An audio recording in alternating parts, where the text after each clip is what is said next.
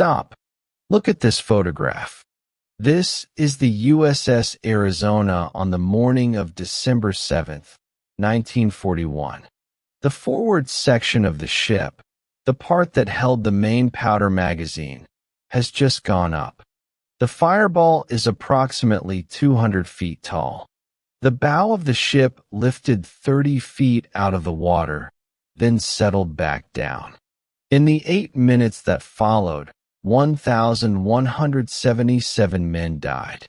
1,177 men. In 8 minutes. More Americans killed in a single ship, in a single morning, than in any other naval action in the country's history. A 20-year-old quartermaster named Lou Conter was standing on the deck when that bomb hit. He survived. 335 men survived the Arizona that morning. Lou Conter outlived all 334 of the others. On April 1, 2024, in Grass Valley, California, at the age of 102, Lou Conter died. When he died, the last living person who had stood on the deck of the USS Arizona died with him.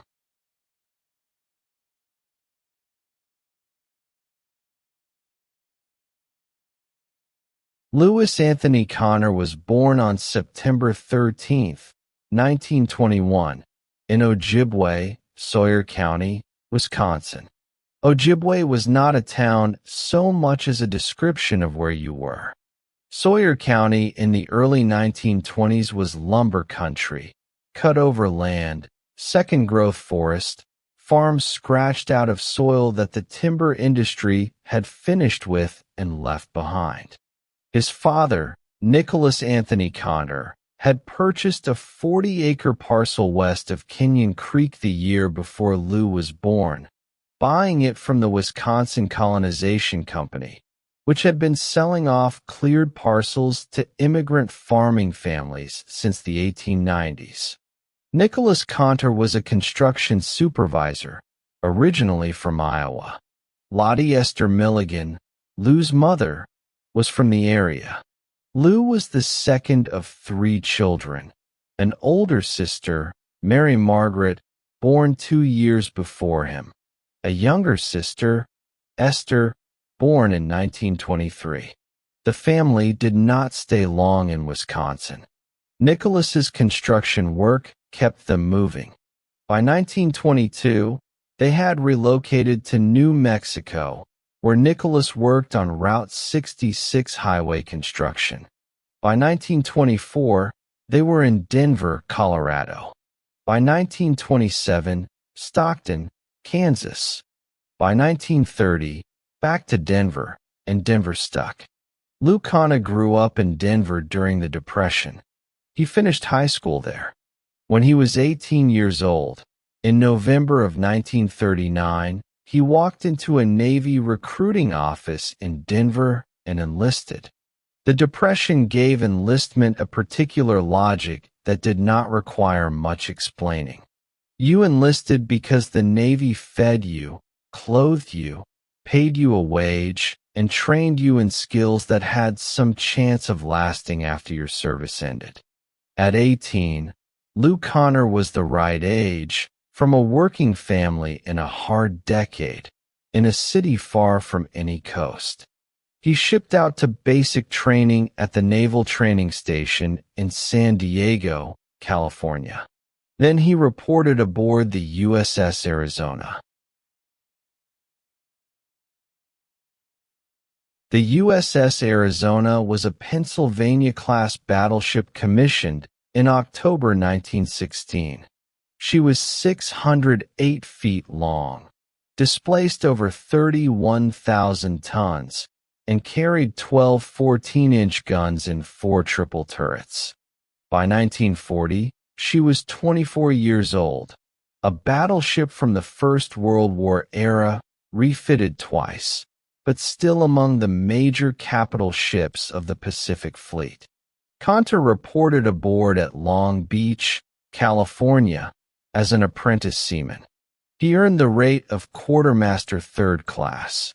A quartermaster on a battleship of that era was a navigation specialist, the man who maintained the ship's charts, operated the helm, assisted the officer of the deck in keeping the ship on course and on watch.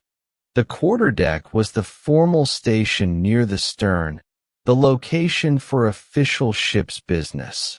Watches, ceremonies, the morning colors. On December 5, 1941, the Arizona moored at berth F7 on Battleship Row, Ford Island, Pearl Harbor, Oahu, Hawaii. She had been at sea on exercises and had returned for what was expected to be a routine in-port period. Conter was aboard. He had been in the Navy for 2 years. He was 20 years old. He did not know that in 48 hours the ship he was standing on would be at the bottom of the harbor. The morning of December 7, 1941, was a Sunday. On the Arizona, Conter went on duty at 7:45. Sunday mornings in port followed a fixed schedule. Morning colors, the raising of the flag, a ceremony that the crew performed on the quarterdeck at 8 o'clock sharp. Ship's bands often played. At 5 minutes to 8, the first Japanese aircraft came across the water. The Imperial Japanese Navy had launched 353 aircraft from 6 carriers positioned approximately 230 miles north of Oahu. The attack had been in planning for nearly a year. The first wave of 183 aircraft arrived over Pearl Harbor at 7:55 a.m. General quarters sounded immediately. Conter was at his quarterdeck station near the third turret, toward the stern of the ship. The attack was already visible.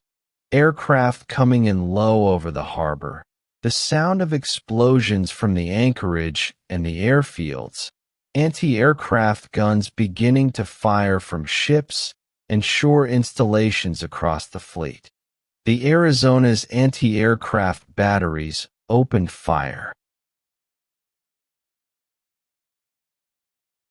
Between approximately 8:06 and 8:10 a.m., a modified 16-inch naval shell, repurposed as an armor-piercing bomb, weighing approximately 1,760 pounds, was released from a Nakajima B-5N torpedo bomber flying at high altitude above the harbor.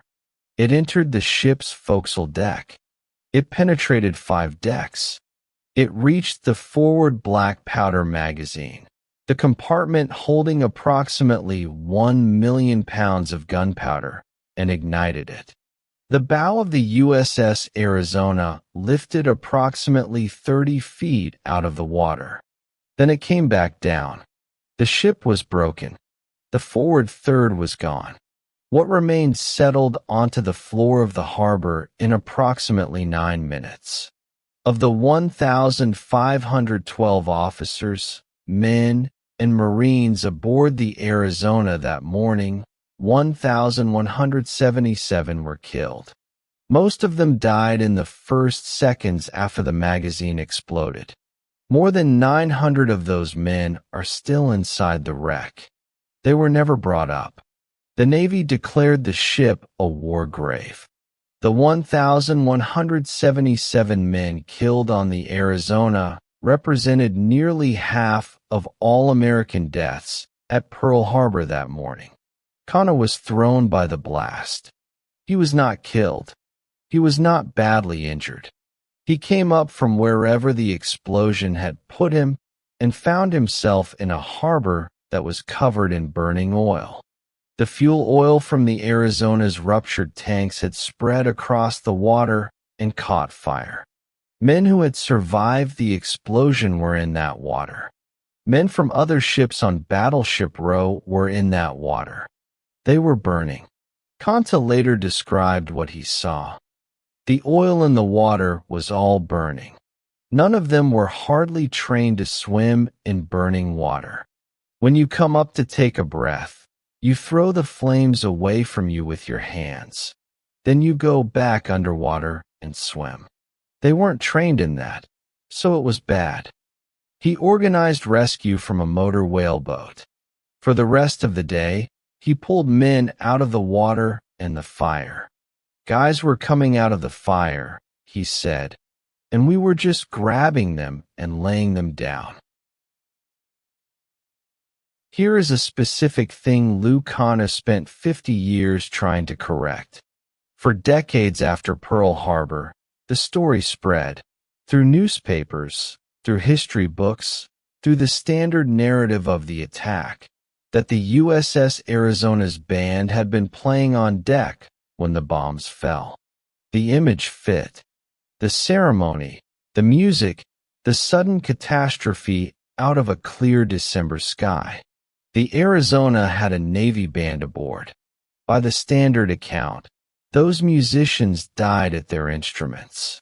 It was not what happened. Conter knew it was not what happened because he was there. He told the Smithsonian in 2016. The newspapers, for years, said that the band had played in a battle of the bands the night before and they could sleep in, and they were in their bunks and they got killed. That was a big lie, and it took us 50 years to get it out of the official reports. The Arizona band had competed in a Battle of the Bands competition the night of December 6, 1941. They had been given permission to sleep in on Sunday morning. They were in their berthing compartments, below decks, not on the quarterdeck, when the bomb hit the magazine. They were killed, but not at their instruments, and not during the ceremony. It is a small distinction in the arithmetic of 1,177 dead. But Conter thought it mattered enough to keep saying for 50 years, long enough to eventually get it removed from the official record. That is the kind of thing that only survives in living memory.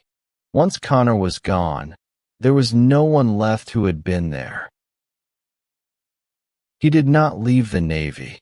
After Pearl Harbor, most men who survived that morning did not leave. The country was at war. The question was not whether you would serve, but in what capacity and where. In November 1942, almost exactly a year after the attack, Conter qualified as an enlisted naval aviation pilot. He was assigned to patrol Squadron 11, VP 11, known as the Black Cats. The Black Cats flew PBY 5 Catalina patrol bombers that had been painted entirely black for night operations.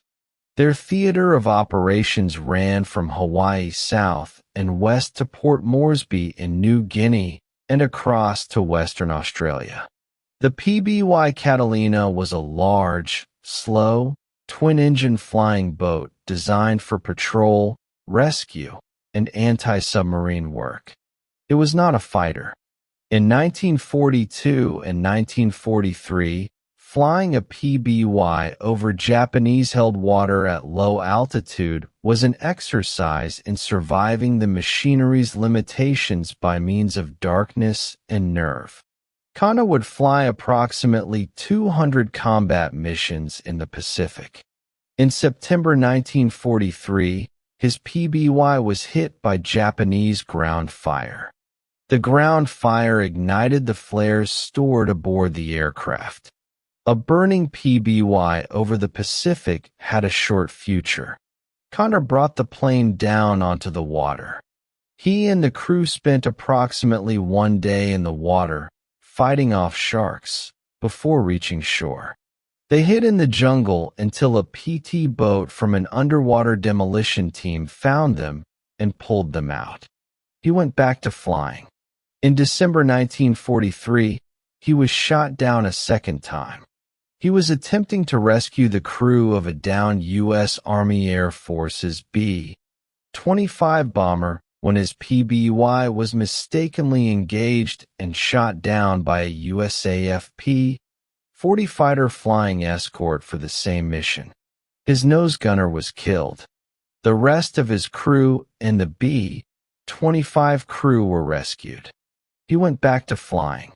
By the end of the Pacific War, Conter had been awarded the Distinguished Flying Cross.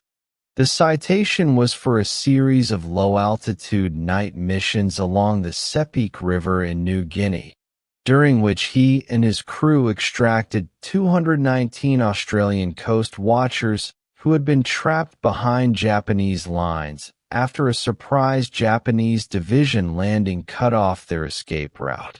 219 people who came home because he flew that mission in the dark.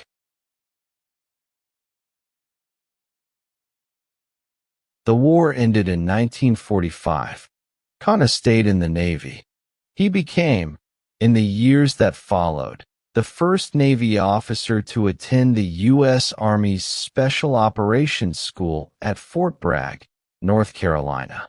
He worked in special operations for the National Intelligence Department, work that he spent the rest of his life declining to describe in detail because most of it remained classified. From May to December 1951, he served in the Korean War as an air intelligence officer for Carrier Air Group 102 aboard the USS Bonhomme Richard, an Essex-class aircraft carrier.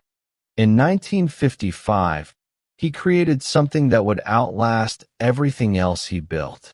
At Camp McCall, near Fort Bragg, he established the United States Navy's first SERE course: Survival, Evasion, Resistance, and Escape. SERE training was designed for a specific and terrifying problem.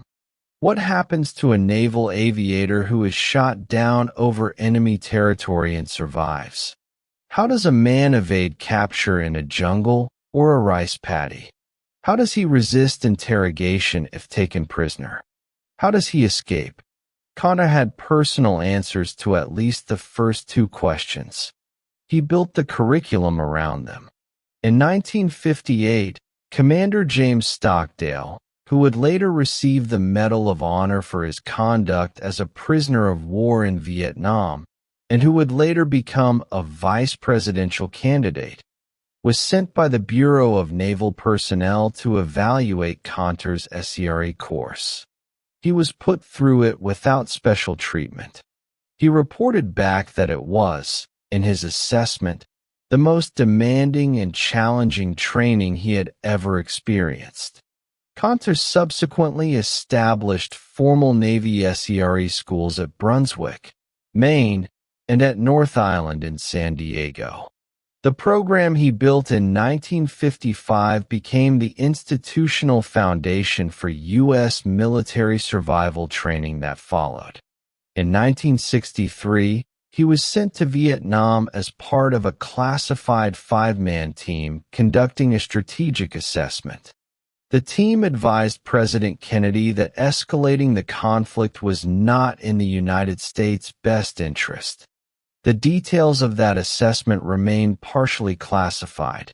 In December 1967, after 28 years of service, Lou Conter retired from the United States Navy as a lieutenant commander. He was 46 years old. He settled in California and went into real estate development.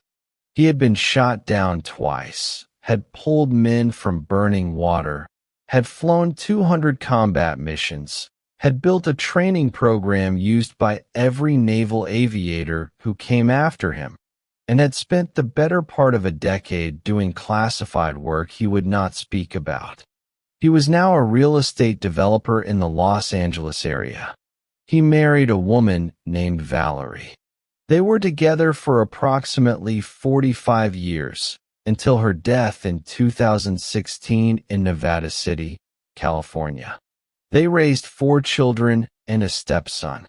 Every December 7th, he went back.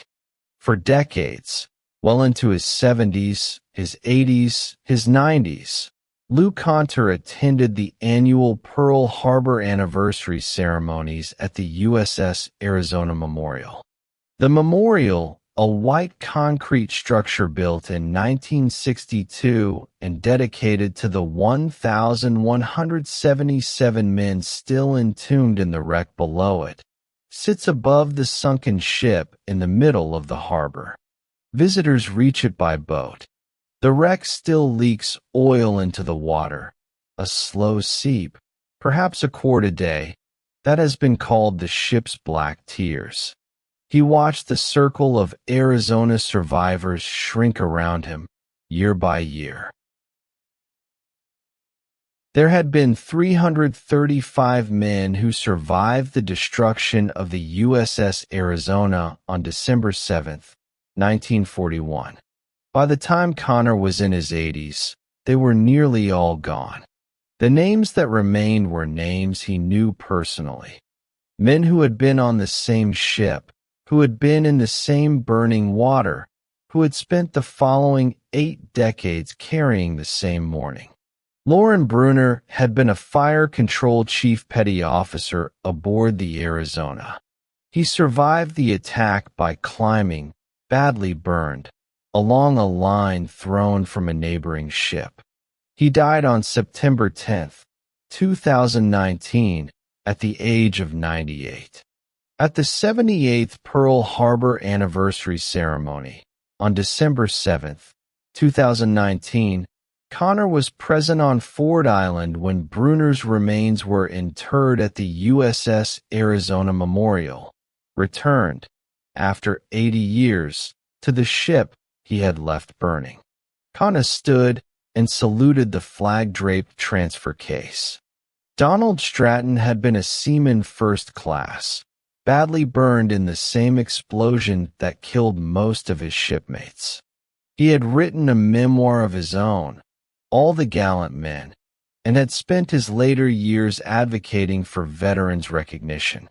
He died on February 15, 2020, at 97, at his home in Colorado Springs. After Stratton's death, 2 Arizona survivors remained, Ken Potts and Lou Conter. Kenneth C. Potts had been a seaman first class aboard the Arizona. Born April 14, 1921, 5 months before Conter, he had outlived most of the world he had been born into. He died on April 21, 2023, in Provo, Utah, at the age of 102. After April 21, 2023, 1 Arizona survivor remained. In 2021, at the age of 100, Lou Conter published a memoir. The Lou Conter Story, From USS Arizona Survivor to Unsung American Hero, co-authored with Annette C. Hull and Warren R.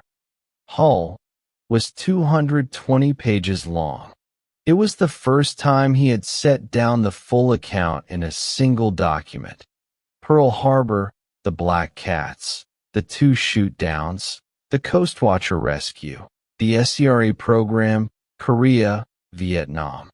For the 80th anniversary of Pearl Harbor, on December 7, 2021, Conter could not travel to Hawaii.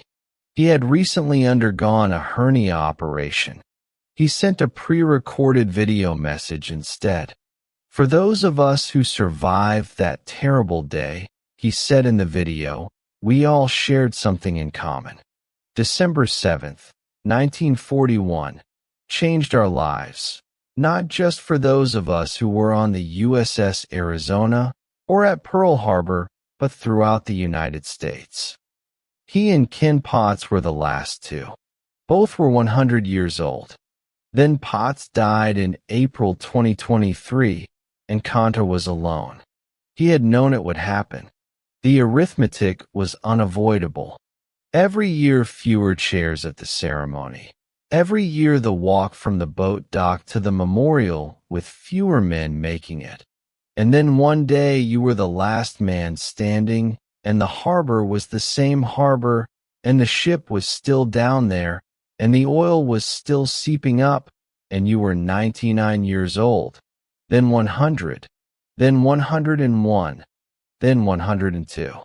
Each morning I wake up, he had said at the 80th anniversary, I pay homage to the 2,403 military men killed that day, including the 1,177 of my shipmates on the Arizona, and go from there.